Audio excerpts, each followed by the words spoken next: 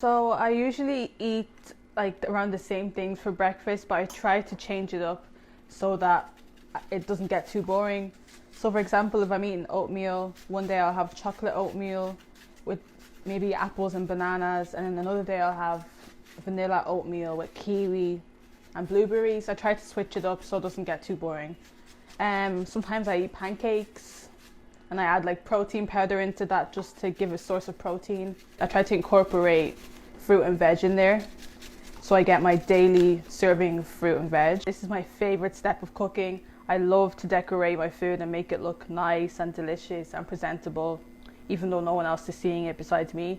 But a lot of people think that vegan meals are boring and plain, but here you can see I've added kiwis, blueberries, chopped up bananas, loads of different things. And if you don't like fruit, change it for something else. If you don't like kiwi, use a different fruit. Honestly, it really is easy. There's not much hassle to being vegan, especially nowadays. There's been a lot of different things, different substitutes you can use, like this vegan yogurt, substitute for yogurt, milk, so many things. So it's not really a struggle to find vegan options nowadays, which is great.